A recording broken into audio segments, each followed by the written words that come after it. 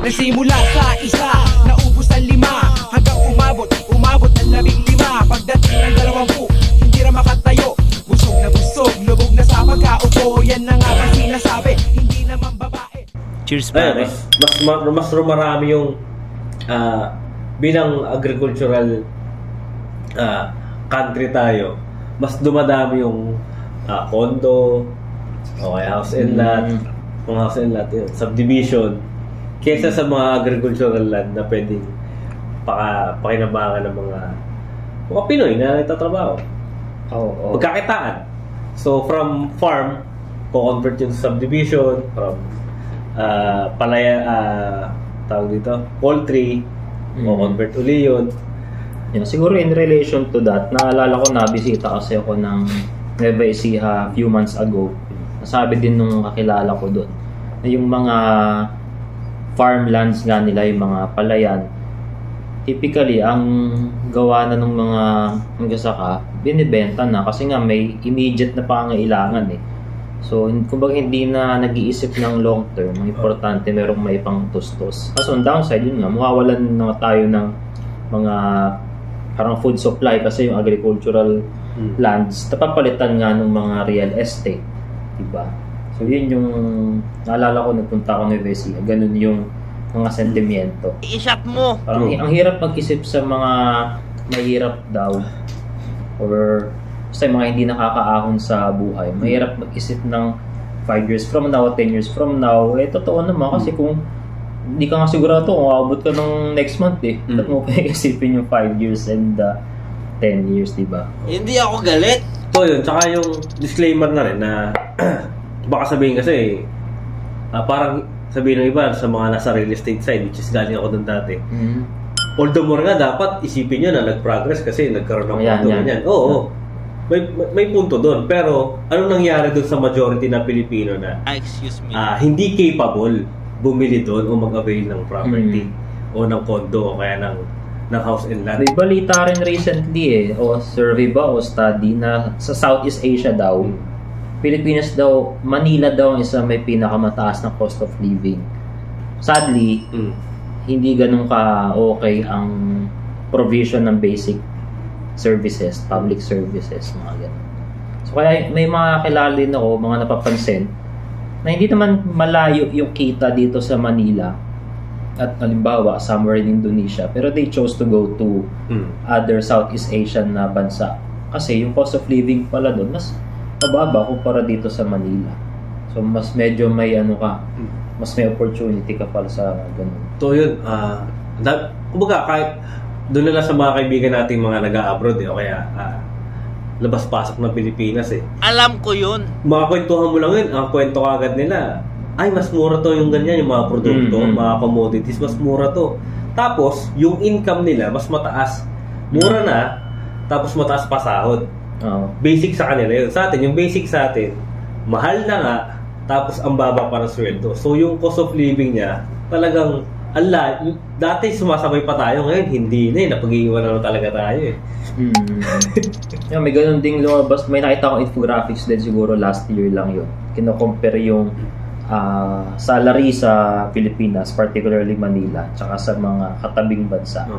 So, iwan. Ayun, mas maraming yung mga tuwang-tuwa at manghang-mangha sa mga foreigner. Lalo yung sa mga rural areas. Kasi masyado tayo focus dun sa urban area. Pero sa mga rural areas, kung nakakita ng puti yan o ibang lahi yan, parang tuwan-tuwa sila. Taka, I love you.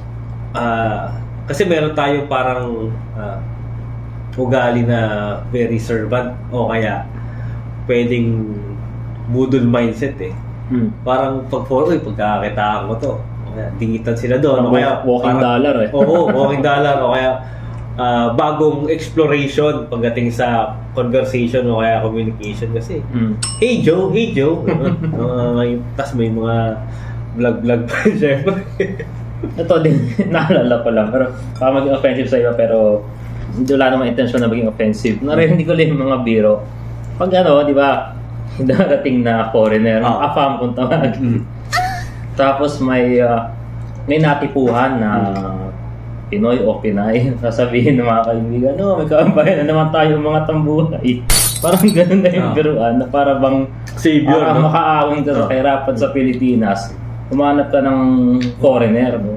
Pangit o pogi o maganda, basta foreigner, parang may ahong ka. So parang ganun na yung mga biruan na naririnig ko sa paligid. Well, yung biruan is totoo naman kasi talaga yun dahil parang ilang babae yung makakausap mo ngayon na talagang naghahabol na rin sa makalaya sa kahirapan, at isang way nun is foreigner. Reality yun eh. Kumbaga, hindi lahat hindi rin majority, pero merong percentage ng mga babae talaga. Yun na yung mentality. Ako, napansin ko pa, more on with conviction yun, saka more on awa talaga. Every time na galing office or uwian na mga 4, kasi 4 yun, may mga nag-uwian na ng 4 na mga empleyado 4 hanggang siguro 8. Kumain na ba kayo? Bus na pulutan eh. Mura. Nakakaawa talaga yung mukha ng mga Pilipino. Lalo na sa mga business district. Kasi alam mo yun, pagod ka na, dumadami yan Yun yung side na maraming mahirap mga Pilipino na every uwian, ang dami nakakaawa na mukha. Nakakaawa in a sense na parang gamit na gamit o kaya tawag dito yung tuyot na sila. Tapos ang dugit ng itsura. Nasabunan ng boss, ang hirap pa mag-commute, umulan pa. So, doon ako naawa na ilang kapwang Pilipino yung gano'n na naghihintay sa train, sa bus, sa jeep, sa tricycle na tapos kinabukasan ganun uli sila. Ganun uli yung routine na ito na naman. Tapos, kumbaga, pinatulog mo lang Tapos pinagpalit mo lang ng damit Tapos, yun na. Dugyot uli, ang baho. Tapos, hinang-hina. Hindi man ganun yung amoy ng majority. Pero, yung itsura pa lang nakakaawa na. Tapos, may kita mo sa mismo mukha na lalo na yung mga wala talagang 8 hours na work sa office. Yung mga nasa kalye lang na nagtatrabaho. Isipin mo yung mga kinakain nun.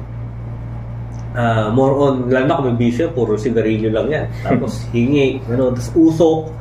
Talagang, as wala pa siguro mapapaliguan yan, o kaya hindi pa naliligo yan. Talagang kitang-kita mo yung dugot sa katawan niya, hindi kumain, gano'n.